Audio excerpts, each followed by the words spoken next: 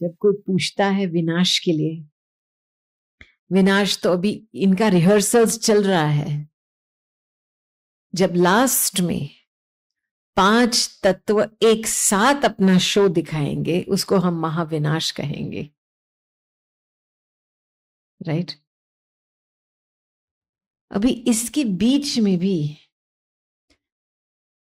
मैं अपने आप से पूछती हूं, सेवा की संपन्नता हुई है? स्व की अवस्था की संपन्नता हुई है? हमारी दादियां, उन्होंने तो बाबा को प्रत्यक्ष किया अपने एग्जाम्पल से, अपनी धारणाओं से। उन्होंने पूरा पाठ पक्का किया, सन शोज फादर। व्यक्तिगत रूप में उन्होंने बाबा को प्रत्यक्ष किया। अभी विश्व में वो चाहते थे कि बाबा की प्रत्यक्षता हो। ब्रह्मा कुमारी की प्रत्यक्षता हो गई है, लेकिन बाबा की हुई है? क्या लगता है हुसैन बहन, हुई है? हाँ, अच्छा, बच्ची है, थोड़ी थोड़ी हुई है। तो अभी वो किसकी रिस्पॉन्सिबिलिटी है? कौन कहता है हमारी है? अच्छा, अभी हमारी है तो कौन सा पुरुषार्थ करना है जो हम सभी दादी के समान बाबा को प्रत्यक्ष करें? जैसे दादियों ने बाबा को प्रत्यक्ष किया, वो तो कितने थे, हाँ, और ये कितने बैठे हैं? तो जब ये पूरा बुके ऐसे लाइट माइट से झलक दिखाएगा ना, तब सारा विश्व कहेंगे ये कौन है? ये एंजल्स है सभी। तो मैं देख रही हूं वर्तमान समय अनुसार ब्रह्मा बाबा भी अपना काम कर रहा है, सेवा की संपन्नता लेके आ रहा है हर जगह पे। देखो, बाबा ने, साकार बाबा ने, चलो भारत देश से तो निकले नहीं, उनका प्रोग्राम था लंदन आने का, 2 बारी कैंसिल हुआ था साकार बाबा का, उनको मना किया था। लेकिन पूर्व जन्मों में तो बाबा ने तो सारा चक्र घुमा है ना, माना पूरा विश्व घुमा है। कई जगह पे बिजनेस की होंगी। तो मैं साक्षी होकर के देखती हूं उन देशों में जहां बाबा ने, साकार बाबा ने, चाहे बिजनेस द्वारा, पूर्व जन्म के बिजनेस द्वारा अपना धन लगाया होगा, वहां से कितना धन आता है यज्ञ में। मैं आपको एक एग्जांपल देती हूं। अभी हम जस्ट जापान, फिलीपींस, कोरिया का टूर किया एशिया में, और जापान में परिवार है, इतना बड़ा नहीं है, छोटा भी नहीं है, मीडियम साइज का परिवार है। मैं समझती हूँ 120 जितने बीकेज होंगे पूरे जापान के। तो वहां पे कोबे में प्रोग्राम्स रखे थे, हिरोशिमा में और टोक्यो में। और आप मानो नहीं, वहां की जो एक नेशनल कोर टीम बनी है, तो उसमें से जो एक बहन है, वो है ना बहुत समय से इतना उसने दिया है, बीज बोया है यज्ञ में। जब बड़ी दादी आई थी फिलीपींस, तो वो खुद कितना $1000 उठा के जापान से फिलीपीन आई बड़ी दादी को मिलने के लिए। पता नहीं उसको कहां से आता था। और जब अभी उसका इनहेरिटेंस हुआ, इनहेरिटेंस मनी हुआ, तो उसने एक 4 मंजिल का बाबा का मकान बनाया टोक्यो में। 4 मंजिल का मकान लिया है और टोक्यो के बाहर एक रिट्रीट सेंटर भी बना लिया है। और फिर भी वही बहन कितना यज्ञ में सफल कराती है, कितना यज्ञ को देती है मधुबन में। तो साक्षी होकर के देखिए उसकी बुद्धि को, है ना, इतनी होशियार तो नहीं है, लेकिन इस बात में उसको बहुत सफाई है। और हम देखेंगे जहां ब्रह्मा का धन गया है ना, वो वापस आएगा ही यज्ञ में। तो मैं देख रही हूं कि बाबा ओवर टाइम काम कर रहा है, रियली। एक हमको वहां एक कौन क्या कहते हैं इसको, कोचिंग कहते हैं ना, कोचिंग इंग्लिश में कहते हैं आजकल, कोचिंग, जो कंसल्टेंसी का काम करते, कोच का काम करते। तो एक बहन थी और उसने कोचिंग की जब पढ़ाई कर रही थी तभी उसको ज्ञान नहीं मिला था। तो जापान का पूरा कल्चर बुद्धिस्ट कल्चर है। तो उस समय उसको कहा गया था पढ़ाई के समय कि कोचिंग जब आप करते हो तो आपको खुद को एक मेंटर चाहिए, मतलब कोई साथ देने वाला, कोई जो आप इनसे सीखो, जो गाइड करने वाला, एक मेंटर चाहिए। तो वो बुद्धिस्ट का मेडिटेशन करती थी। तो उसने क्या किया, एक दिन मेडिटेशन में बैठ गई और सोच में पड़ गई, अभी मैं कहां से गाइड ढूंढूं, कौन मेरा मेंटर रहेगा। तो उसको उस समय ब्रह्मा बाबा का साक्षात्कार। तो उसने सोचा चलो अभी इसका साक्षात्कार हो गया, इसको ही हम गाइड बना देते हैं। तो जब भी वो पढ़ाई में, जब भी वो काउंसलिंग सेशंस होते हैं ना, सैंपल मॉक काउंसलिंग सेशंस होते, तो कहती थी जैसे मैं ध्यान में बैठती थी ब्रह्मा बाबा हाजिर हो जाता था। तो ये जैसे मेरे साथ मेरी पूरी पढ़ाई में मेरे साथ रहे हैं। पढ़ाई पूरी हुई, वो कोच बन गई और उसको कई कॉलीग के द्वारा सेंटर के साथ कनेक्शन मिला। जैसे सेंटर में पहुंची पहली बार, बाबा का फोटो देखा, इसने बोला यही वो था जो मुझे 2 साल से मेरे पास रहा है, मेरा गाइड करके रहा है, देखो। और ये बहन वंडरफुल बहन है, इतनी छोटूड़ी है लेकिन सब जगह पहुंच पाती है। पता नहीं उसको टचिंग आती है, बाबा उसको प्रेरणा देता है। उसको जब मधुबन के लिए टिकट के लिए पैसे चाहिए मधुबन आने के लिए, तो बाबा के पास साथ बोलते, बाबा मुझे ऐसा काम दो कि मुझे टिकट का पैसा मिल जाए। और उसको तुरंत 2-3 दिन के बाद वही काम मिलता है, और इतना ही मिलता है जितना उसको टिकट का पैसा भरना होता है। फिर उसको बिल्कुल हिम्मतवान है, डर कुछ नहीं है, बड़े बड़े लोगों के पास जाती है और ये कहती है जैसे मुझे बाबा प्रेर रहा है, इंस्पिरेशन देता है। तो हमारे एक बहुत अच्छा प्रोग्राम रखा था यूनिवर्सिटी में, टोक्यो यूनिवर्सिटी में, एक बहुत मशहूर यूनिवर्सिटी है वहां की। तो उसमें कौन था, जो साइंस काउंसिल ऑफ जापान के प्रेसिडेंट थे, और दूसरा आपने नासा तो सुना है ना, स्पेस एजेंसी जो नासा है, तो नासा का जो बराबर ऑर्गेनाइजेशन इक्विवेलेंट है वो जैक्सा है जापान में, स्पेस एजेंसी। और जापान वाले की टेक्नोलॉजी बहुत रिफाइंड है। नासा वाले आते हैं उनसे सीखने के लिए। तो उसका वाइस प्रेसिडेंट आ गया था। तो हमारा तीनों का पैनल था, डिस्कशन था। पहली बारी ब्रह्मा कुमारी इसको एक बड़ी यूनिवर्सिटी का ऐसे प्लेटफॉर्म, क्योंकि वो जल्दी इंस्टीट्यूशन में हमको आने नहीं देते हैं, फेथ संस्था को आने, क्योंकि बुद्धिस्ट कल्चर है। तो वंडरफुल बात ये थी कि जो वाइस प्रेसिडेंट था जैक्सा का, उन्होंने खुद एस्टेरॉइड तक एक क्या कहेंगे, जैसे मून में जाता है ना वो मशीन, उन्होंने खुद वो मशीन बना के मैथमेटिकल कैलकुलेशन करके उसने एस्टेरॉइड तो मून से भी छोटा, इतना छोटा, तो आप सोचो कितना एक्यूरेसी होना चाहिए कैलकुलेशन में। उसने खुद अपने कैलकुलेशन से एक एयरक्राफ्ट को, स्पेसक्राफ्ट को एस्टेरॉइड में लैंड किया था। तो उसका सारा हमको फोटोग्राफ्स बता रहा था।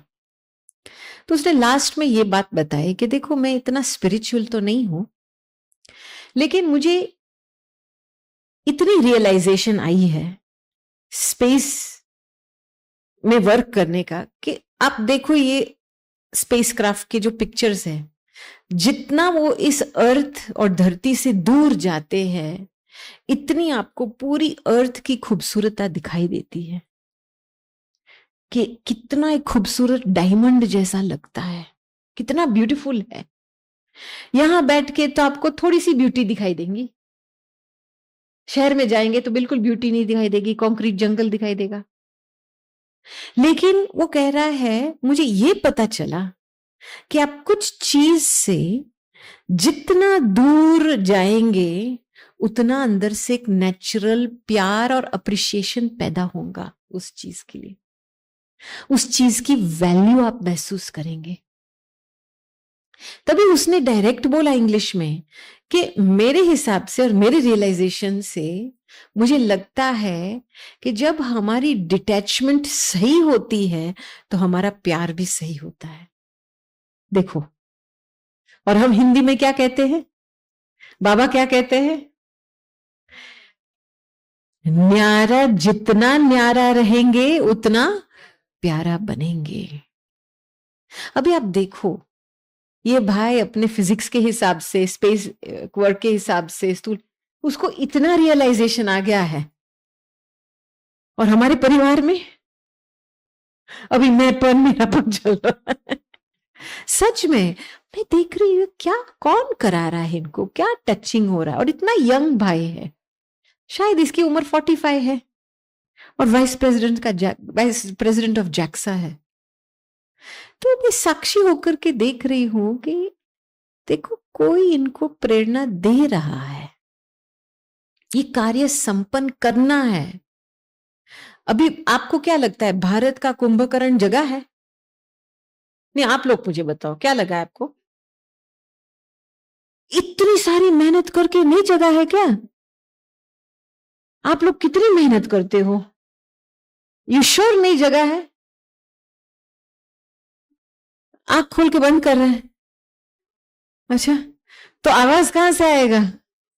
हाँ, मैं कहती हूं बाबा पूरा फुल तैयारी कर रहा है विदेश में। मैं आपको बताऊं, जो हम जापान के जो भाई बहने हैं ना, वो बहुत गुप्त है, बहुत हम्बल है, आपको पता भी नहीं चलेगा, इतने हम्बल है, स्वीट है, गुप्त है। लेकिन जो इन्होंने सेवा की है, वंडर था। हम जब कहां से थी वो, हाँ, टोक्यो में, टोक्यो के बाहर उनका जो रिट्रीट प्लेस था, 8 मास पहले एक बहन संपर्क में आई थी। वो न्यूयॉर्क स्टेट अटर्नी है, और एक बहुत बड़ा ओरेकल जापान उसकी प्रेसिडेंट है। It's a big investment company. तो वो आधा टाइम जापान में रहती है, आधा टाइम यूएस में रहती है। तो 8 मास पहले उसने कोर्स किया था। कोर्स करते करते उसको जो भी तकलीफें आती थी, वो हर रोज वो बहन के पास जाती थी, सेंटर उसके पास नजदीक जो सेंटर है। तो उसने देखा फर्स्ट हैंड बाबा का ज्ञान, बाबा से योग लगाना, कैसे खुद में परिवर्तन आता है। लॉ की फील्ड एक बहुत टफ फील्ड है, लेकिन उसने बहुत स्वयं में परिवर्तन लाया। तो उसने क्या किया, जब उसको पता चला हम आ रहे थे कि कोई बहन इंडिया से आ रही है राजो, तो उसने पूरे अपने फ्रेंड्स का सर्कल बुलाया। और ये फ्रेंड्स के सर्कल कौन है पता है? एक है गोल्डमैन सैक्स की वाइस प्रेसिडेंट, दूसरी है head of World Bank group, तीसरी है chief economics adviser, finance adviser to ministry of finance. ऐसे लेवल के 10 लोगों को बुलाया। अभी ये लोग बिल्कुल कॉर्पोरेट फाइनेंस, लीगल जापान के सिस्टम में एम्बेडेड है और टॉप है इनके फील्ड में। और ये लोग बुद्धिस्ट है। बुद्धिस्ट माना भगवान की मान्यता नहीं है। अभी ये 10 लोग पहुंच गए सेंटर पे, रिट्रीट सेंटर पे, और हमको बोला गया था आपको आत्मा परमात्मा का ज्ञान देना है, अनुभव कराना है। ठीक है, हमने सभी से पहले सुना, बहुत प्यार से इनको, पूरी टीम थी, खिलाया पिलाया और सभी से सुना क्या चाहते हैं आप। फिर धीरे धीरे धीरे, बहुत सालों से तो हम विदेश में सेवा कर रहे, तो हमको पता है किस ढंग से एक्सपीरियंस दिलाना, बिना आप आत्मा शब्द भी ना यूज करो तो भी उनको आत्मा का अनुभव होगा। तो ऐसे हमने बहुत योग का एक्सपेरिमेंट, ज्ञान का एक्सपेरिमेंट करवाया। तो पहला दिन बहुत अच्छा रहा, उनको बहुत पावरफुल आत्मा की अनुभूति आई थी। दूसरे दिन पे जब मैंने थोड़ा सा परमात्मा का शुरू किया तो उन्होंने स्वीकार तो किया, लेकिन ब्रेक के समय पे बहुत सारे प्रश्न उठे। बुद्धिस्ट है। तो फिर ब्रेक के बाद जब वापस आया तो मेरे साथ जो भाई था जो फैसिलिटेशन कर रहा था, उसने मुझे बोला कि देखो वो बहुत ये प्रश्न पूछ रहे हैं, आप इन प्रश्नों का जवाब दो। उस समय जब भी मैंने ये सारे प्रश्न सुने तो मैंने बोला नहीं, हम बाबा बोलने से प्रत्यक्ष नहीं होगा, अनुभव से प्रत्यक्ष होगा। तो मैं तुरंत इनको सीधा मैंने बोला चलो बाबा हम इन आत्माओं को सीधा आपके पास लेके चलते हैं। तो ऐसा योग का कमेंट्री शुरू किया, उनको साक्षी की अवस्था तक यहां सिंहासन पे बिठाया। फिर उनको बोला एक दूसरी आत्मा को आह्वान करो बाजू में, और ये आत्मा प्यार का सागर है, आनंद का सागर है, शांति का सागर है, आपका बहुत पुराना दोस्त है, आपका पेरेंट है। और मैं भी गुम हो गई थी कमेंट्री करते हुए, बिल्कुल गुम हो गई थी। और सभी बीके जो बैठे थे ना, सुबह से 3:30 बजे से अमृत वेले इन्हों को बुलाया था, अमृत वेले में सभी आ गए थे 4 बजे। रियली 4 से 5 बजे योग किया था सभी ने। और इन्हों को ऐसे लगा कि जैसे एक दूसरी दुनिया में आए थे, क्योंकि इतना पावरफुल वातावरण था। तो फिर वो सेशन जो था थोड़े दिन में था, 10 साढ़े 10 बजे था, तो वो योग करते करते तो गुम हो गए। फिर योग के बाद मैंने पूछा आपका अनुभव क्या रहा? तो वो जो बहन थी जो वर्ल्ड बैंक की हेड थी, उसने बोला जैसे वो दूसरी आत्मा अंदर आई मुझे इतनी खुशी महसूस हुई, जैसे मैं वो ही ढूंढ रही थी, वो मुझे मिला। ये बुद्धिस्ट है। फिर उसके बाजू में दूसरी 2 बहनें ने बोला जैसे वो दूसरी आत्मा अंदर आई मुझे अंदर से इतनी सेफ्टी की फीलिंग आई, सिक्योरिटी की फीलिंग आई, जैसे मुझे लगा मैं अपने स्वमान में टिक गई हूं। मैंने बोला वेलकम टू परमात्मा, परम पिता परमात्मा शिव भगवान। ये आपका सुप्रीम पेरेंट है। ये ऐसा अविनाशी अनादि संबंध है कि इसको केवल याद करना है, और याद से तुरंत स्मृति ऑन होती है और शक्ति लेनी है। जब वो अनुभव बैठा तब उनके प्रश्न खत्म, क्योंकि हर एक शिव तो हर एक आत्माओं का बाप है ना, ब्रह्मा भी प्रजापिता है ना। तो वंडर की मैं देख रही हूं कैसे बाबा इनको अनुभव दिला रहा है। रियली जो इतने सोसाइटी में एम्बेडेड है, जो इनके आवाज से बहुत सेवा हो सकती है, माइक क्वालिटी आत्माएं हैं। फिर आफ्टरनून सेशन में जब मन बुद्धि संस्कार के ऊपर आया, संस्कार परिवर्तन का टॉपिक उठाया, तो एक बहन ने प्रश्न पूछा मुझे लगता है कि आदत परिवर्तन करना, संस्कार परिवर्तन ये काफी मुश्किल है, इसके लिए पावर कहां से आती है? तभी ये अच्छी बात मौका मिला, और परमात्मा के साथ योग कैसे लगाए, शक्ति कैसे लेवे। तभी वो जो बहन थी ना जो 8 मास पहले उसने ज्ञान लिया था, जो इनकी फ्रेंड थी, वो खड़ी हो गई। मैं यही पॉइंट आपको शुरू से कह रही हूं कि यही सबको बताना है कि बाबा आया है।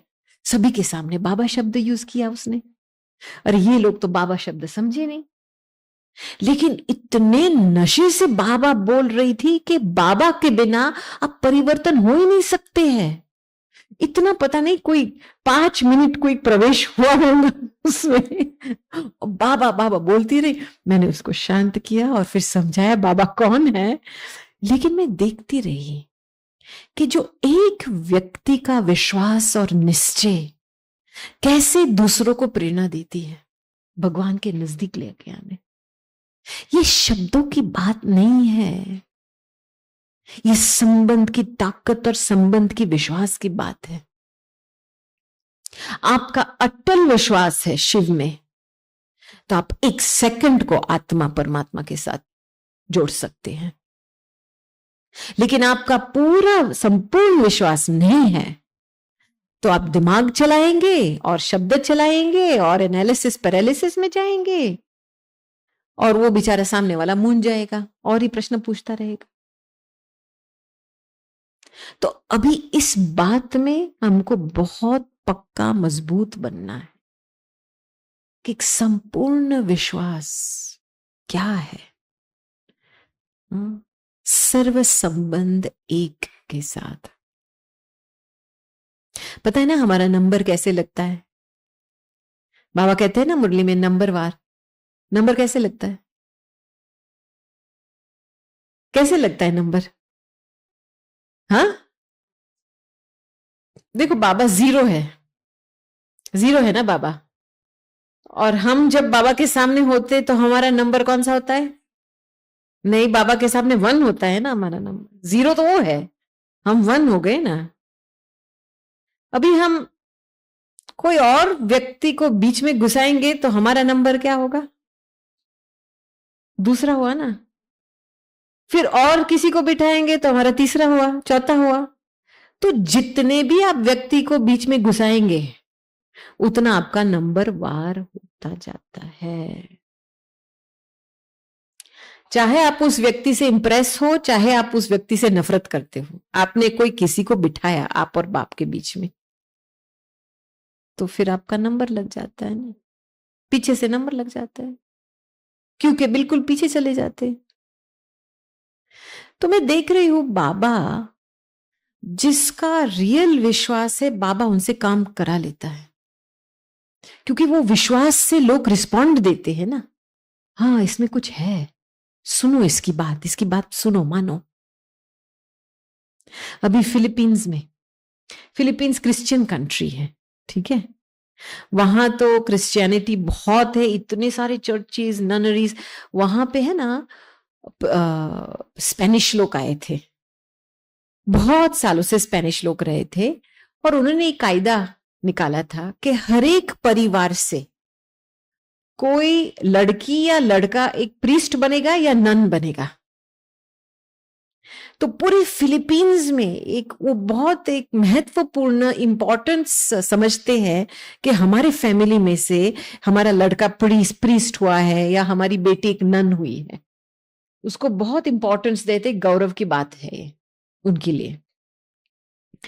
तो अभी तो फैशन बदला है, अभी तो यंग लोग इतना नहीं चाहते हैं जाने के लिए, लेकिन भावना बहुत है भगवान में। और जो हमारा बीके परिवार है, उन्होंने, कई लोगों ने बाबा के आने से पहले शिव बाबा का साक्षात्कार हुआ उनको, लाइट का साक्षात्कार हुआ उनको, कई लोगों को। तो हमारे आने से पहले हमने सारे सेंटर वासियों को जूम पे बिठाया था, क्योंकि वो पूछ रहे थे हम आपका एक बड़ा प्रोग्राम करने वाले। फिर बोला ठीक है, कौन सा ढंग सा, क्या टॉपिक रखना है, आपकी विशेषता क्या है, अभी टाइम अनुसार कौन सा मैसेज देना है। तो चर्चा करते करते उन्होंने एक थीम निकाला, वन गॉड वन लाइट, अपनी सुख शांति प्रेम को वापस ले लो। One god one light. तो मैंने बोला ये तो कॉमन नहीं है आपके लिए? कहते हैं नहीं बहन जी, हमारे लिए कॉमन नहीं है, हमने बहुत इंटरफेथ में काम किया है, भगवान की बातें करते हैं, लेकिन हमने कभी ये परिचय नहीं दिया है कि भगवान निराकार है, भगवान लाइट है। तो पूरी एक पब्लिक प्रोग्राम बनाई, सभी ने बहुत मेहनत किया, और योग भी कराया, क्योंकि वो थोड़े डर रहे थे कि शायद भगवान के नाम से लोग आएंगे नहीं। लेकिन रियली हॉल फुल, 500+ थोड़े समय में प्रोग्राम ऑर्गेनाइज किया, और मुझे इतनी खुशी हुई कि एक एक करके मैंने बोला सीधा, आप लोग आए हैं भगवान के कारण आए हैं ना। ये टाइटल क्या है, वन गॉड वन लाइट। अभी आप जानना चाहते हैं कि आप भगवान के नजदीक कैसे आ सकते हैं? डायरेक्ट एक के पीछे कमेंट्री के पीछे ज्ञान, कमेंट्री ज्ञान, कमेंट्री ज्ञान, सीधा बाबा के पास। इतना अच्छा रहा। और पहली बार जैसे सब ब्राह्मण कह रहे हैं, अभी हमको लगता है कि हम प्रत्यक्ष हुए, कि हमारी जो रियल बिलीफ है कि भगवान निराकार है, लाइट है, वो अभी हम खुले दिल से कह सकते हैं समाज के सामने, और हमको स्वीकार करेंगे लोग। और बहुत एम्बेसडर मलेशिया थे वहां पे, बहुत हाई सोसाइटी के बहुत बड़े बड़े लोग बैठे थे रूम में। तो मैं देख रही हूं बाबा स्वयं अपना काम संपन्न कर रहा है, लेकिन हमारी भावना क्या है? आपको किस कार्य के लिए निमित्त बनना है? क्योंकि जितनी आपकी शुद्ध भावना होंगी कि बाबा प्रत्यक्ष हो, और वो भावना कब निकलेंगी दिल से? जब आपके अंदर संपूर्ण विश्वास है कि हां, ये एक ही है जो सभी की धनी दौड़ी है। जब वो भावना आपके अंदर प्रत्यक्ष होते, आप देखो बाबा आप कौन सी सेवा के लिए आपको निमित्त बनाता है, क्योंकि भावना के आधार से ही हम कोई सेवा के लिए निमित्त बनते हैं। राइट? तो अभी सभी अपने दिल से पूछो, बाबा को प्रत्यक्ष करना है ना? करना है ना? करना है तो अपनी भावनाएं को देखो, भावनाएं को संपन्न बनाओ विश्वास में, निश्चय में। तभी आप देखना क्या मैजिक बाबा करता है। जिस अवस्था में आप स्थिर रहते हो, उस अवस्था की एक स्मृति बनी रहती है, और आप कोई भी व्यक्ति से बात करेंगे तो उसमें वही स्मृति जग जाएंगी। वो मंजिल है। तो समझो हम पोपट के माफिक बाबा का परिचय देते हैं, लेकिन वो स्मृति नहीं है, तो हम उसको शब्द के लेवल तक ही रखेंगे। तो मुझे ये बात बहुत अच्छी लगी कि जहां पे हमारी अवस्था होती है, हम वहां तक ही कोई व्यक्ति को लेके आ सकते हैं। राइट? तो इसीलिए जितना हम अंदर से एक बाबा के साथ कम्युनिकेशन सूक्ष्म में रखते हैं ना, तो वही व्यक्ति हमसे भी आगे जा सकता है। लेकिन जब हम एक अहंकार के सीट पे बैठते हैं, वो संडे की मुरली मुझे बहुत प्यारी लगी, क्योंकि संडे की मुरली में बाबा ने व्यर्थ संकल्पों के ऊपर 2 कारण बताए थे।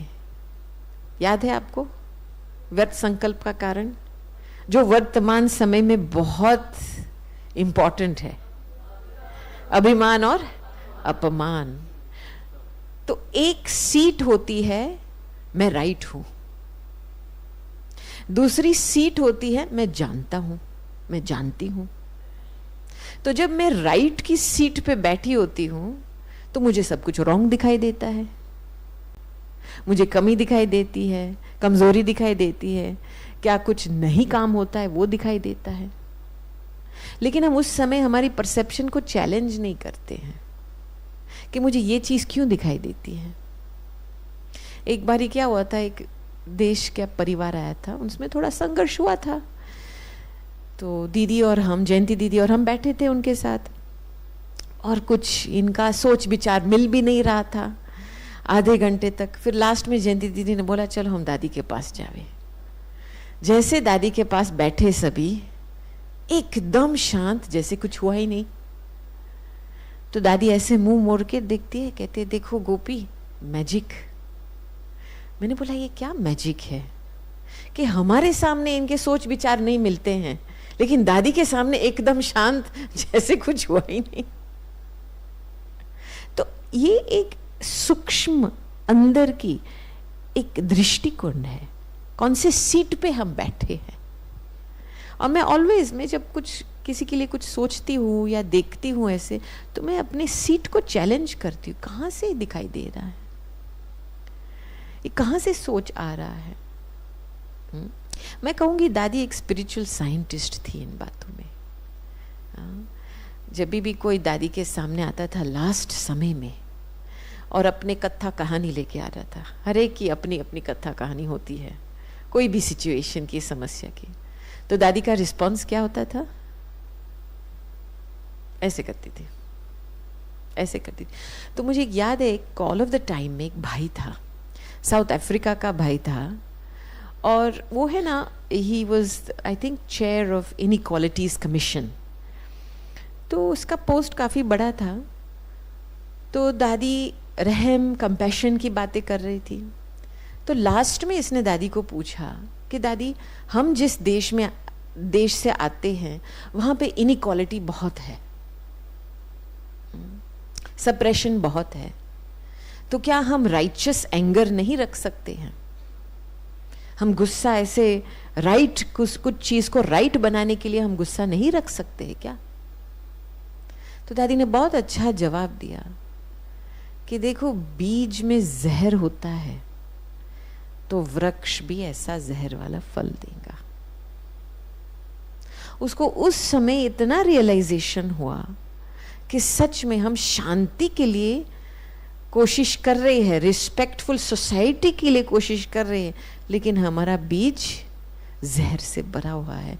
कहता है जब वो बातें उसने सुनी तो अंदर से उसके मन में इतना परिवर्तन आया कि मुझे अपनी अवस्था शांत चित्त अवस्था बनाने की बहुत जरूरी है। तो बीज, मैं क्यों ये सुना रही हूं? क्योंकि सारा मदार बीज पे है। हम संकल्पों में लॉस्ट हो जाते हैं, अपने विचारधारा में हम पड़ जाते हैं, लेकिन बीज को हम देखते नहीं है कि इसका बीज कैसा है, क्या है अंदर। तो मैं जब भी जहाँ पे भी आती हूँ मुझे एक सीखने को मिलता है, क्योंकि जो भी इस वातावरण में आप पहुँचते हैं ना, कुछ ट्रिगर होता है, आपके मंथन में कुछ आता है, विचारधारा में कुछ आता है, तभी हम देखते हैं इसका बीज क्या है। कल की ब्लेसिंग क्या थी? नहीं, हाँ, संतुष्टता का क्या था बाबा ने? उत्कंठा होनी है किसी को संतुष्ट बनाने की। This is big thing, very big thing. मुझे याद है हम एक भाई आया था कोई देश से, तो उसने एक बड़ा प्रपोजल बनाया था, मुझे भाइयों के लिए रिट्रीट सेंटर बनाना है, प्रोग्राम करना है अपने देश में, विदेश में कोई जगह पे। तो लंबा चौड़ा प्रपोजल लेके आए जयंती दीदी के पास, 40 मिनट लगाया।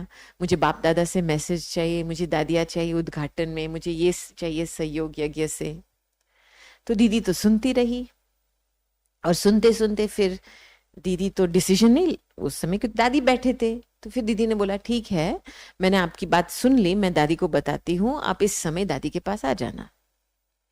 तो नेक्स्ट डे वो भाई दादी के पास आए और हम ट्रांसलेशन में बैठे थे। तो वो भाई पूरा अपना डॉक्यूमेंट फाइल लेके आया, दादी के सामने खोला और दादी को वही बात रिपीट करने लगा कि मुझे ये चाहिए यज्ञ से, ये चाहिए यज्ञ से। अभी देखो, हम ट्रांसलेशन करते हैं, लेकिन हमारा थोड़ा सा संकल्प चला, ये क्या बड़ी बड़ी बातें लेके आया है, राइट? और थोड़ा अपने जोश में बात कर रहा था। तो वो बातें करते करते करते 10 मिनट लगाया, 12 मिनट लगाया, 15 मिनट लगाया, वो ब्रेक ही ना देवे। फिर बीच में दीदी आई बाथरूम जाने के लिए, जयंती दीदी।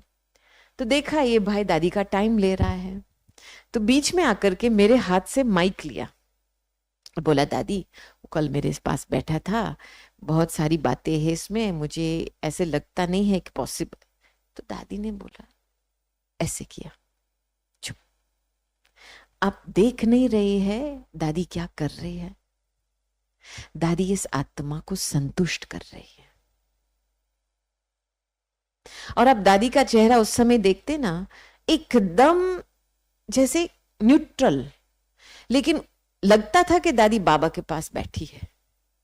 क्योंकि जिस भावना कोई व्यक्ति कुछ लेके आता है, चलो उस भावना में कुछ मिक्सचैरिटी भी है, अपना खुद का अभिमान है, जोश है, विचार का जोश है, तो भी उस भावना को स्वीकार करना माना उस आत्मा को संतुष्ट करना।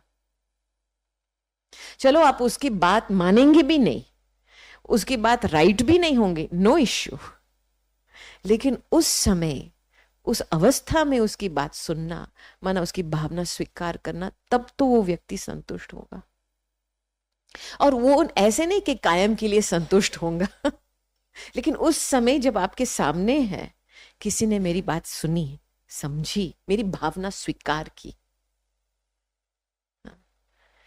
तो और उसके बाद फिर जो दादी ने जवाब दिया 15 मिनट के बाद जब उसका पूरा हुआ, तो दादी ने बहुत डिटैच होकर के बताया, देखो दादी का ये विचार है कि बहुत अच्छा आइडिया है आपका, लेकिन रिट्रीट सेंटर बनाना एक हाथी है, उसके लिए हैंड्स चाहिए, पैसे चाहिए, आपका टाइम एनर्जी जाएगा।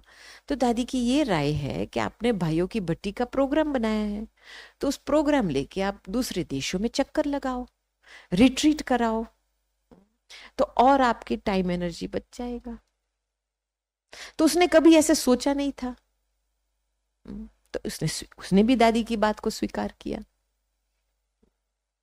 तो ये एक अंदर से जब भी हम सूक्ष्म से हम एक भावना रखते हैं कि किसी की भावना को समझे हम, तब कुछ भी हो जाए, उसका कोई भी स्वभाव संस्कार है, हम अकोमोडेट कर सकते हैं। एक बार ये मैं कोई छोटी सी, मैं वैसे कंप्लेन नहीं किया, लेकिन मैंने दादी को एक ऑब्जर्वेशन बताया, और दादी ने मुझे बताया कि देखो वो किस भावना से बाबा के पास आया था, वो तो देखो आप। तो ये एक भावना समझने की बात, किसी को उस भावना से चलाने की बात, ये है संतुष्ट, किसी को संतुष्ट करना। और मैं साक्षी होकर के देख रही हूं कि देखो हम ज्ञान दान करते हैं, लेकिन ज्ञान दान करने से पहले ज्ञान धारण कितना होता है, उस हिसाब से दिल बड़ा बनता है। क्योंकि ज्ञान का प्रूफ है प्यार। जो रियली नॉलेजेबल होता है ना, उसमें प्यार बहुत होता है। Full knowledge is full love, लेकिन फुल लव तक पहुंचने के लिए अंदर दिल मन बहुत बड़ा विशाल, बुद्धि विशाल होनी चाहिए।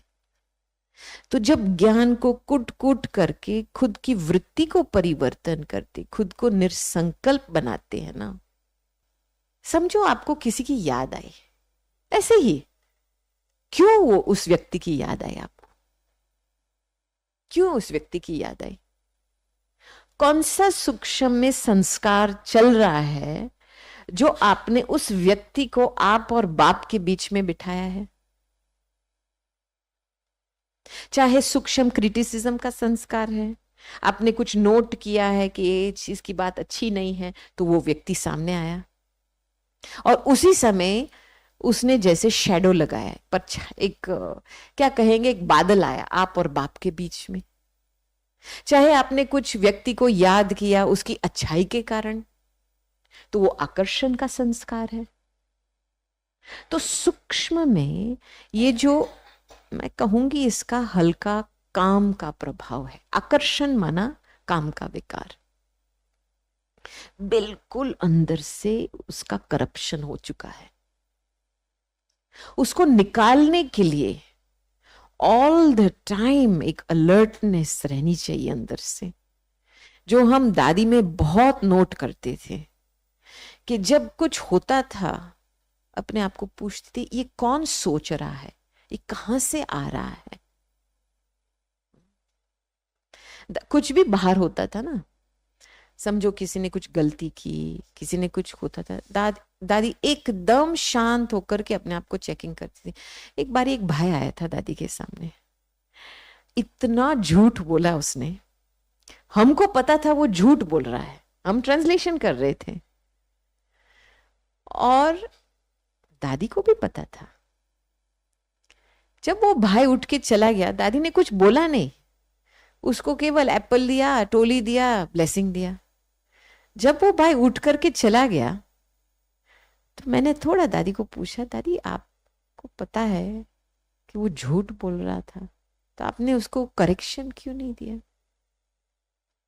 दादी शांत हो गई, कहती है मैं अंदर अपने आप को देख रही थी कि कौन सी कमी है अभी तक रही हुई है कि ये आत्मा मेरे सामने सच नहीं बोल पाई। ये देखो, ये है रियल धारणा। आप दूसरों के ऊपर ब्लेम नहीं डालेंगे, दूसरों को नहीं देखेंगे। दादी उसी समय अपने अंदर चेकिंग कर रही थी कि मेरे में कौन सी कमी है कि ये व्यक्ति मेरे सामने सच नहीं बोल पा रहा है। इसको दोषी नहीं बनाती थी। तो ज्ञान की धारणा ये है, ऑल द टाइम अपने आप को देखना, मुझे क्या परिवर्तन करना है, मुझे ही परिवर्तन करना है, कुछ भी हो जाए। मुझे एक बाबा की वाणी याद आई जिसमें बाबा ने 4 प्रकार के बच्चे को याद किया था। एक है सेंसिबल बच्चा, दूसरा है सर्विसेबल बच्चा, तीसरा है वैल्यूबल बच्चा और चौथा है सक्सेसफुल बच्चा।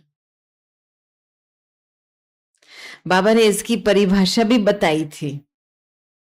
अभी हर एक अपने आप को चेक करे और देखे मैं इन चारों में से कौन सा, मे बी ऑल फोर।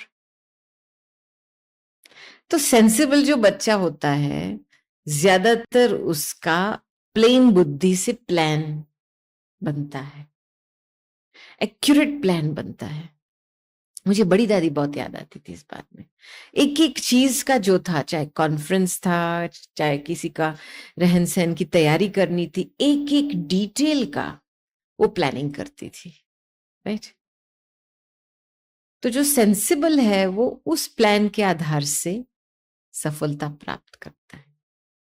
और सेंसिबल माना प्लान बनाते तो टाइम सफल होता है, एनर्जी सेव हो जाती है, पैसा भी सेव हो जाता है, राइट। तो सेंसिबल बच्चा बनना बहुत जरूरी है। दूसरा है सर्विसेबल, जो रेडी फॉर सर्विस। हाँ, अभी हम आपको अभी डायरेक्शन देंगे, चलो इस हॉल को आपको सेट करना है, कुर्सियां लगानी है, सेट करना है। तो सर्विसेबल बच्चा उठ करके तुरंत कुर्सी पिकअप करके शुरू करेगा। कहाँ रखना है, क्या करना है, शायद इसको पता नहीं है। हाँ, वो सेंसिबल बच्चा प्लान मांगेगा, प्लान कहाँ है कुर्सी का, किस तरीके से प्लान कुर्सी को बिठाना है। लेकिन सर्विसेबल बच्चा तुरंत हाँ जी, जो भी है हाँ जी। तो ज्यादातर कर्मों में आता है सर्विसेबल चाइल्ड। वो कर्मों में आने के कारण प्रभाव पड़ता है। तो serviceable, always Haji, ready for service. फिर आते हैं वैल्यूबल बच्चा। वैल्यूबल वो है जो अपने समय और संकल्प को वैल्यू दे करके उसको सही रूप से यूज करता है। आप अपने समय और संकल्प को वैल्यू नहीं देते तो लोग आपको वैल्यूबल नहीं मानेंगे। तो अपनी वैल्यू को बढ़ानी है तो अपना समय सफल होना चाहिए और संकल्प श्रेष्ठ होना चाहिए। वैल्यूबल टाइम, थॉट्स, तभी हम वैल्यूबल बोलते। और लोगों को फीलिंग आती है, नहीं इसका टाइम वेस्ट नहीं करना है, नहीं इसको इन बातों से छोड़ो। वाइब्रेशन है ना। आप सारा दिन इधर उधर जैसे शॉपिंग घुस जाते, ये देखना है, ये देखना है, ये देखना है। तो बहुत लोग आपके पास आएंगे टाइम वेस्ट करने के लिए, क्योंकि आपके वाइब्रेशन से उनको वाइब्रेशन मिल रहा है, ये बंदा फ्री है, चलो उसके पास जाके थोड़ा गपशप कर लेवे।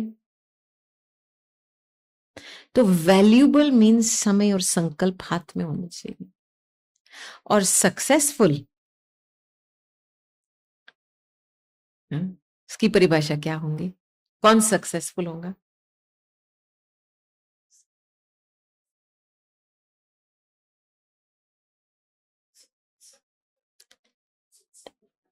जो सब कुछ सफल करे उसको सफलता मिलती है। और हाँ, हाँ, वो सेवा में लगे, वो तो आ गया, वो तो सर्विसेबल बन गया। आप सोच समझ के जवाब दो। देखो सक्सेसफुल किस बात में? सिद्धि स्वरूप जो सोचा वो करा जी। फेथफुल इंटेलेक्ट, बालक समान। अभी आप देखो, आप अपने संबंध में देखो, आप सक्सेसफुल हो, आपकी वृत्ति से किसी की वृत्ति बदलती है?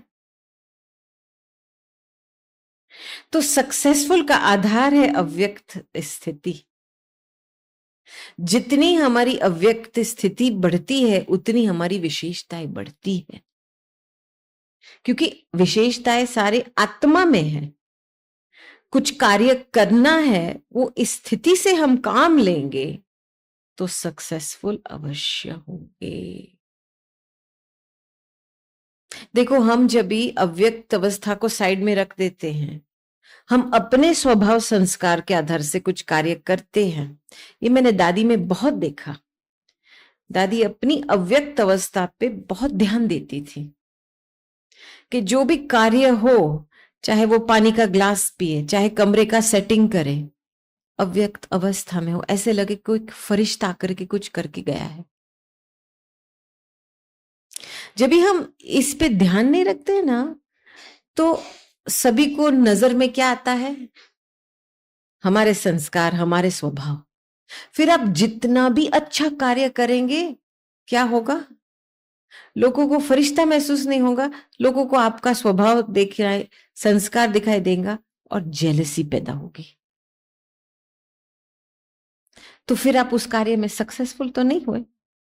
अच्छा काम तो किया, पूरा जोर लगा करके कार्य किया, लेकिन फिर बाद में प्रश्न आते, इसने मेरे साथ जेलसी क्यों की? फिर उस समय दिखाई नहीं देता है कि शायद मेरा थोड़ा सा प्रभाव था, हमारा स्वभाव का, हमारे संस्कार का, ताकि उस व्यक्ति को वो फरिश्ता नहीं दिखाई दे। और फरिश्ता है ना, बहुत कम एनर्जी यूज करता है। मैं आपको बताऊं, जब हम बहुत लाइट रहते हैं ना, मेंटली लाइट रहते हैं, अब देखो निर्णय ऑटोमेटिकली हो जाता है और बाबा की शक्ति आपको यूज करती है। हम दादी का बहुत शुरू से ट्रांसलेशन करते आए हैं, और आपको पता है जब दादी 1-1.5 घंटे का क्लास लेते थे, तो दादी जी तो, इनकी तो बहुत स्पीड चलती थी, और वो भी फिर बीच में अधूरा सेंटेंस छोड़ देती थी। हिंदी में 2 शब्द होते हैं, इंग्लिश में उसके 4-5 शब्द होते हैं। तो हमारी तो सुपर फास्ट ट्रेन चलती थी ट्रांसलेशन में, इतना जैसे बोल बोल बोल बोल बोल बोल, वो जैसे 2 घंटे बराबर जितना, बहुत फास्ट। तो एक दिन क्या हुआ, क्लास के बाद दादी जी अपने कमरे में गए और हम पीछे पीछे गए। दादी बैठ गए और उन सामने कुछ ऐसा क्या था, प्यूरिटी मैगजीन थी या कुछ वर्ल्ड रिन्यूअल था, तो दादी पढ़ने लगी। फिर मैं बाजू में आकर के बैठी। मैंने बोला, दादी मैं आज कुछ बताओ आपको, आप आज बहुत फास्ट बोल रहे थे, फिर हमको बहुत दिक्कत हुई ट्रांसलेशन में। फिर दादी ने ऐसे मुंह मोड़ के देखा, तुम थक गए हो क्या? मैंने बोला, थोड़ा सा थक गई हूं दादी। कहते, क्यों थकी हो? क्योंकि तुम अपनी एनर्जी यूज करती हो और दादी बाबा की एनर्जी यूज करती है। बात तो सही है। तब से मुझे अंदर से लगा, सच में ये देखो ना, दादी अपनी एनर्जी को बचाती बहुत है, कोई भी बात में वो सोच नहीं लगाती है। देखो, हम समर्पण तो हुए हैं, बाबा के पास हुए हैं, तन मन धन लगाया है, मन वाणी कर्म से हम सेवा में लगे पड़े हैं, राइट? लेकिन हम इतने थक क्यों जाते हैं? लिमिटेशन क्यों आ जाती है बीच? क्योंकि हम अपनी एनर्जी को खर्च करते हैं। तो मैंने बहुत बारी देखा दादी कैसे छोटी छोटी बातों में अपनी एनर्जी को सेव करती थी। दादी का एक ही लक्ष्य था, खुदा दोस्त के साथ रहना है, खुद के लिए कुछ खर्चा नहीं करना है, खुदा दोस्त के साथ रहना है। ये है ट्रस्टीपन की भावना। हम है ना, समर्पण हुए है। समर्पण की निशानी होती है कि जो चीज आपने अर्पण की है आपकी रही नहीं है, तो वो चीज आपको वापस मिलेंगी। तो फिर आप कौन रहे? ट्रस्टी रहे ना। तो दादी का स्लोगन था विदेही ट्रस्टी। समर्पण तो हो गए, चलो टाइम, एनर्जी, मनी सब कुछ सफल हो रहा है, इतनी खुशी क्यों नहीं है? क्योंकि अंदर से अभी भी संकल्प चल रहे हैं, कई प्रकार के संकल्प चल रहे हैं। चाहे सूक्ष्म निराशे के संकल्प, मैं ये नहीं कर सकता, इसे नहीं कर सकता, वो नहीं कर सकता, मुझे ये नहीं करना है, वो नहीं कर, मुझे आज ये अच्छा नहीं लगा, वो चले। ये सारे संकल्प की जो फ्रीक्वेंसी है आपकी एनर्जी ले लेती है। दादी तो कभी ऐसे सोचती भी नहीं थी।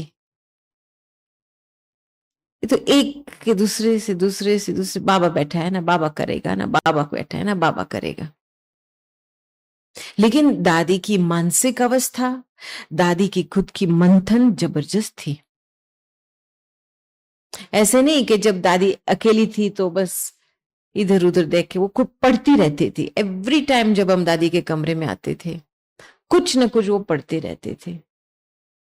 बाबा ने दादी को डायरेक्शन दिया था, आपको लंदन आकर के मिनी मधुबन का मॉडल बनाना है। उसके साथ साथ बाबा ने एक मैसेज भेजा था दादी के लिए कि बच्ची, जो आने वाले बच्चे हैं और जो पैदा हुए बच्चे हैं उनके लिए मनसा सेवा करना है। तो हर रोज दादी 4 बजे, 4 से पौने 5 बजे तक दादी साइलेंस में बैठते थे, सकाश देते थे। ऐसे नहीं कि बाबा के कमरे में जाए, वो अपने कमरे में भी बैठती थी, लेकिन एकदम साइलेंस में। जैसे जो भी अभी बाबा के बच्चे पैदा हुए हैं उनको बाबा की सकाश मिले, और जो आने वाले बच्चे हैं उनके लिए रास्ता क्लियर हो जाए बाबा के पास आने के लिए। तो देखो, हमारी जो सेवा है, सेवा की परिभाषा क्या है? एक है स्व की सेवा, ये भी सेवा के सब्जेक्ट में मार्क्स देता है। स्व की सेवा, कहां तक मैंने अपना कैरेक्टर को सुधारा है, कहां तक योग का चार्ट बढ़ा है। स्व की सेवा कितनी हो रही है, इससे भी मार्क्स जमा होते हैं। दूसरी है विश्व की सेवा, जो आप अपने कनेक्शंस, रिलेशंस के द्वारा सेवा कर रहे हैं। ठीक है, बाबा का मैसेज देने के लिए समाज में जो सेवा कर रहे हैं, चलो लोग यहां आ रहे हैं जो ज्ञान सुना रहे हैं। फिर है यज्ञ सेवा, यज्ञ में बीज बोना, तन मन धन यज्ञ की में सफल करना। और फिर चौथा सब्जेक्ट है मनसा सेवा, और वर्तमान समय अनुसार मनसा सेवा की अति आवश्यकता है, क्योंकि औरों की जो सभी आत्माएं, विश्व की आत्माएं हैं, उनको सुख शांति का वाइब्रेशन का दान करना हमको सुख शांति बनाएगा।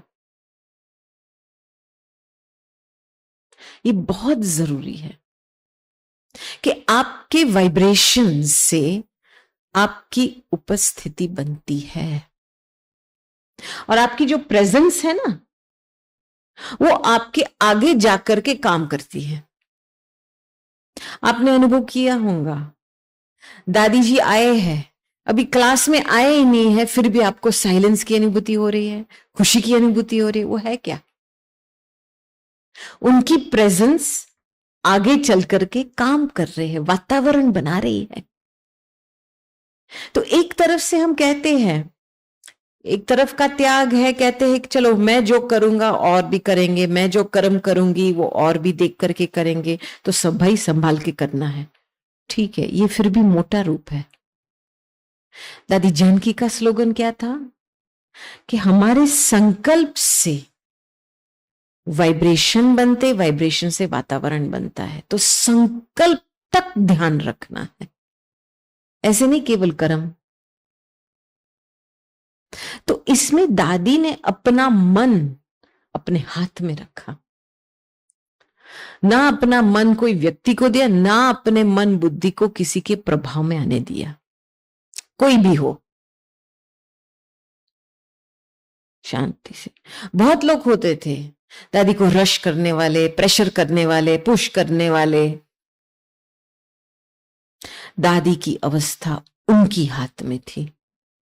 ये मेरी गाड़ी है, ये मेरा रथ है, मैं अपनी स्पीड से इस रथ को चलाऊंगी। ये है स्वराज्य अधिकारी बनना।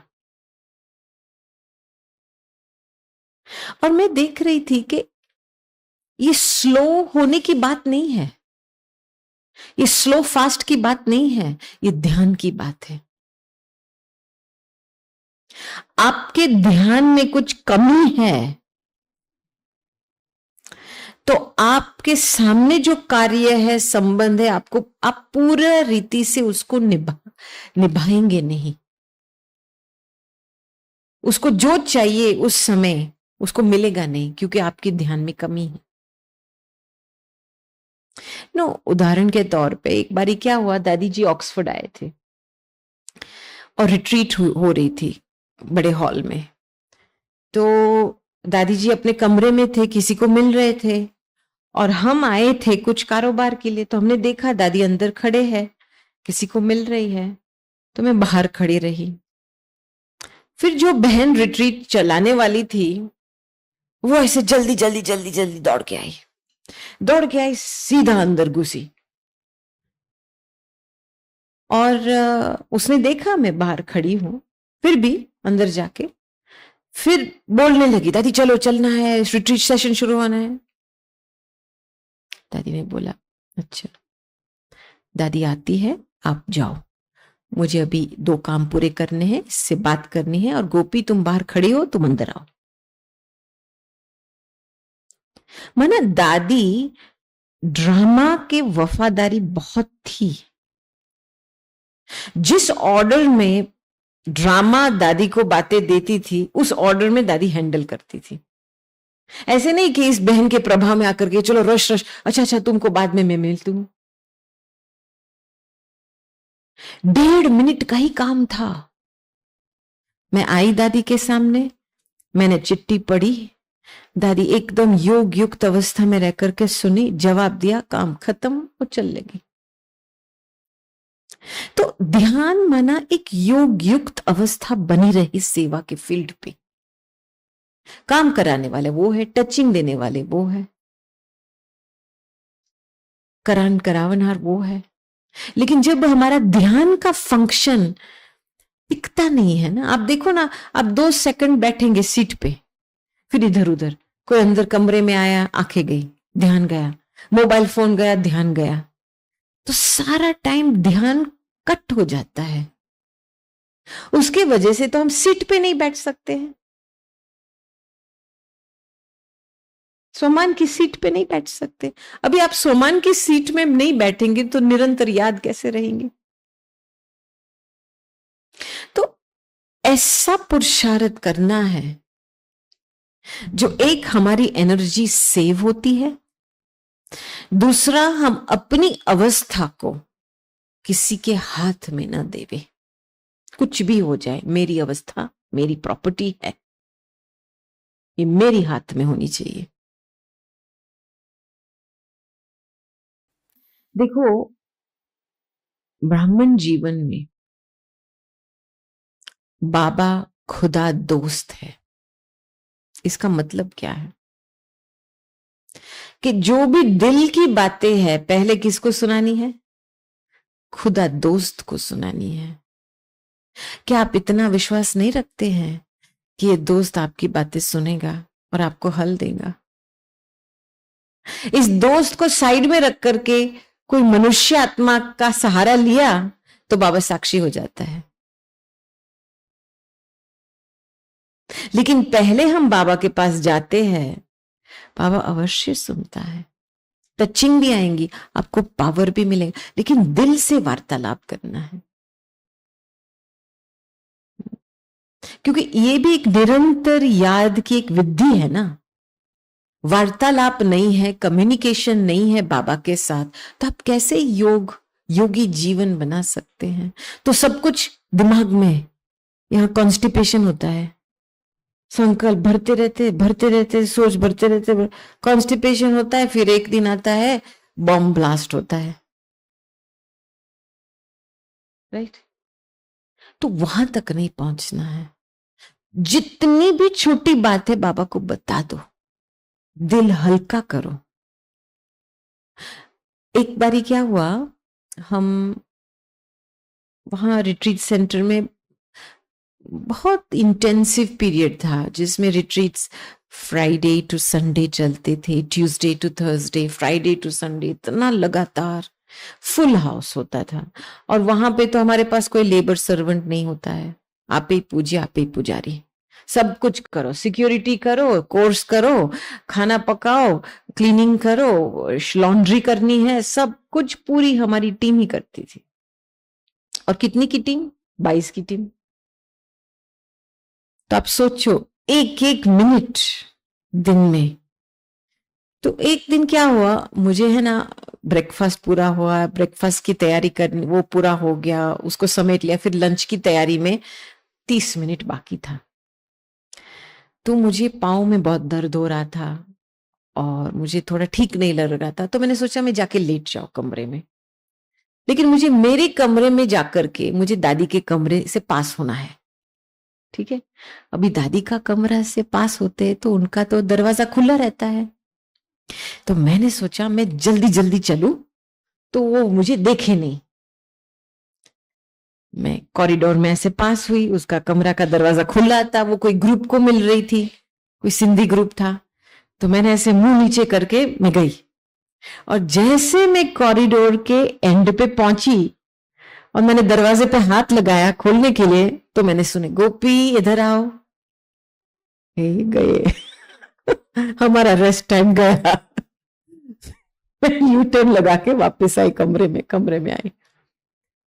इधर आओ, इधर बैठ, ठीक है? बिठाया मुझे यहाँ बाजू में, और फिर वो तो बोलने लगी, वो सिंधी ग्रुप के साथ क्लास किया, वो किया, पूछने लगी, वो मुझे बोला तुम टोली ले आओ, ये ले आओ, ये ले आओ, बस ऐसे ऐसे करती रही। और मेरे मन में क्या चल रहा था? क्या चल रहा था मेरे मन में? मुझे रेस्ट करना है और मेरा रेस्ट का समय जा रहा है। तो ऐसे छोटी छोटी बातों में दादी मुझे एंगेज कर रही थी। 10 मिनट गया, 12 मिनट गया, 15 मिनट गया, फिर ये ग्रुप आखिर लास्ट में उठा। दादी ने बोला टोली लेके आओ, ब्लेसिंग लेके आओ, सब कुछ लेके आओ, तो सब कुछ सबसे बांटा। फिर पूरा ग्रुप चला गया। फिर दादी ने बोला तुम ठीक हो क्या? मैंने बोला नहीं दादी, मुझे यहाँ दर्द हो रहा है, मैंने सोचा मैं जाकर के मैं लेट जाऊं। हाँ, दादी को वाइब्रेशन पहुंचा। पता है ना दादी ने आपको क्यों बुलाया? मैंने बोला नहीं दादी, दादी आपको एक सीक्रेट बताना चाहती है कि कभी भी आप भारी दिमाग, भारी सिर होकर के सोना नहीं है। इसीलिए दादी ने आपको बुलाया है, आपको हल्का बनाने के लिए दादी ने आपको बुलाया। अभी आप जाकर के सो जाओ। देखो कितना जल्दी दादी को वाइब्रेशन पहुंचा।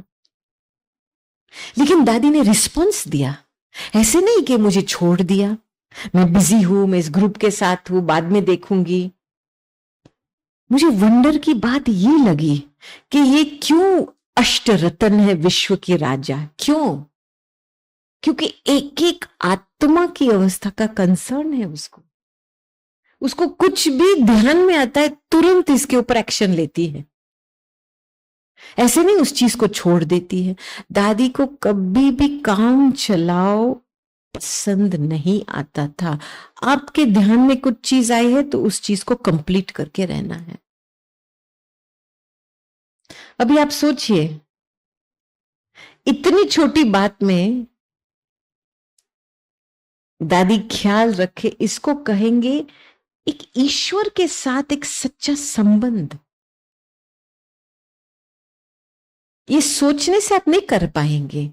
ये जब बाबा के साथ बैठते हैं ना, तो आपको तुरंत किसी को खुश करना है। देखो साइड में बैठा है, थोड़ा ऐसा लगता है, जाकर के बात करो, खुश करो इसको। ये भी पुण्य के खाते में जमा होता है ना, आपके ध्यान पे आया है ना। अभी जो चीज आपके ध्यान पे आया और आपने इग्नोर किया, तो फिर आपकी कंडीशन जब ऐसी होंगी तब और लोग भी आपको इग्नोर करेंगे। तो मैंने देखा जिनका बाबा के साथ बहुत नजदीक का संबंध होता है ना, उनका ध्यान हर तरफ रहता है ऑटोमेटिक।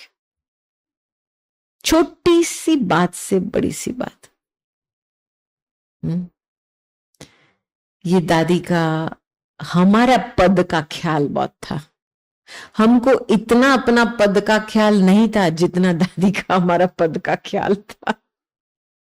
कभी आप सोचते हैं क्या, अपना पद का ख्याल करते हो आप? कोई सोचते हैं अपने पद का? ओ बाबा बैठा है क्या, बाबा आपका पद बनाएगा क्या? देखो कितने होशियार बच्चे हैं। रियली कोई सोचता नहीं है, लेकिन दादी ऑलवेज हमको इस बात पे अंडरलाइन कराती थी, अपना पद का ख्याल करना है। जो कर्म कर रहे हैं, पद बन रहा है या पद भ्रष्ट हो रहा है। ये लास्ट में एक स्टोरी सुनाती हूं कि एक बारी एक जर्नलिस्ट ने हमको प्रश्न भेजे थे दादी के लिए। उनको एक आर्टिकल लिखना था मैगजीन में, तो मुझे ईमेल भेजा था कि दादी से जवाब लेकर के मुझे ये जवाब दे देना ईमेल में। तो हम जब भी ऊपर कमरे में जाते थे, तो उस समय टीचर्स की रिट्रीट चल रही थी, साल में एक बार ही मिलते हैं दादी को, तो बहुत क्यू लगती थी दादी के कमरे के बाहर। तो हमको अंदर से होता था चलो इनको डिस्टर्ब न करें। फ्राइडे गया, सैटरडे गया, संडे गया, मंडे सवेरे 10 बजे दादी जल्दी जल्दी नाश्ता करके निकल गए। मुझे पता भी नहीं था, फिर पता था तो वो तो मेरे क्वेश्चन अधूरे रह गए। तो मैंने, जो अलका बहन है जो वहां लंदन में जो ईमेल्स रखती है दादी की, उनको 2 लाइन का ईमेल भेजा। Dear Alka, super busy weekend, बहुत काम था, बहुत टीचर्स थे, मैं दादी से नजदीक भी नहीं पहुंच पाई, तो इसीलिए ये प्रश्न है, इनका जवाब ले लेना दादी से और इस जर्नलिस्ट को भेज देना। बस वो करीबन 10:30 बजे मैंने ईमेल भेजा। 2 बजे दादी का फोन आता है, आपने मुझे कुछ ईमेल भेजा है क्या? मैंने बोला नहीं दादी, आपको ईमेल नहीं, नहीं नहीं, वो 2 लाइन का ईमेल जो आपने अलका को भेजा, जिसमें आपने ये शब्द यूज किया सुपर बिजी। अरे बहन, ऐसे शब्द थोड़ी यूज करते हैं, बहुत साधारण, ये आपके लायक शब्द नहीं है। और फिर मुझे 5-7 मिनट के लिए दादी ने लेक्चर दिया कैसे हमारे शब्दों के आधार से हमारे आगे वाली राजधानी बनती है। अभी उस समय आप क्या बोलेंगे? आप अपने आप को जस्टिफाई तो नहीं करेंगे? हाँ जी दादी, जी दादी, जी दादी। फिर जब मैंने रिसीवर नीचे रखा तो मुझे इतनी एक, मैंने बोला बाबा थैंक यू, मुझे अपना पद का ख्याल इतना नहीं है जितना इसका है मेरे लिए, कि 2 शब्द के लिए कोई व्यक्ति आपको फोन करे। तो मैं देखती हूं कि हर एक के लिए दादियों ने मेहनत की है, किसी को छोड़ा नहीं है। साकार बाबा दादी जानकी को कहता था, आप एक के ऊपर मेहनत करके उसको राजा बनाएंगे तो वो औरों को राजा बनाएंगे और आप राजाओं का राजा बनेंगे। तो आपस में फैमिली में केयर क्या है? ये ध्यान है। एक योग युक्त अवस्था में रह करके, एक जैसे बाबा ने कल परसों बताया थे, उत्कंठी होनी चाहिए, सभी को संतुष्ट करना, सभी सुखी रहे, सभी खुश रहे। तो ऐसे नहीं कह सकते कि हमारे पास कुछ काम नहीं है। चलो आपके पास कोई ऑफिशियल रोल नहीं है, लेकिन आप चारों तरफ देखो, कहां पे सेवा चाहिए, कहां पे किसी को मदद चाहिए, वो तो करो। अभी किसी को खुश रखने की भी मदद करो, 2-4 शब्द बोलो इसको, इसके चेहरे से मुस्कुराहट तो निकले, तो भी आपको दिल की दुआएं मिलेंगी। आज हम वो आधार कार्ड बनाने के लिए गए थे ना, तो जो डायरेक्टर है भाई का, वो मिले, बहुत अच्छे भाई है, बहुत नम्रचित भाई है। तो उसने बताया था कि देखो, कभी कभी ऐसी घटनाएं आती है लोगों को कि उनको, समझो हॉस्पिटल में कैंसर पेशेंट है और उनका आधार कार्ड कंप्लीट नहीं हुआ है, तो हॉस्पिटल उनको ट्रीटमेंट नहीं देती है। तो फिर वो उनके ऑफिस को फोन करते हैं, और उनके कायदे कानून ऐसे थे कि 1 मास लगेगा आधार कार्ड बनाने के लिए। तो उसने पूरे पॉलिसीज बदली की है और बोला है जब ऐसे केसेस आते हैं किसी के हेल्थ के, तो हमको इसके पास जा करके 1 दिन में उसको आधार कार्ड बना के देना। कितनी दुआएं मिलती है इसको, देखो। तो हमारा यही धंधा है। इसीलिए दादी का फॉर्मूला था लास्ट तक, 50% शिव से शक्ति मिलती है, योग से बल मिलता है, 40% दुआएं काम करती हैं।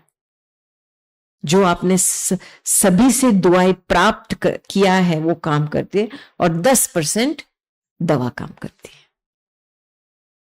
बस अभी आप अपना जीवन का सेटिंग करो इस फॉर्मूला के हिसाब से, ठीक है? Okay, thank you. ओम शांति। चलो।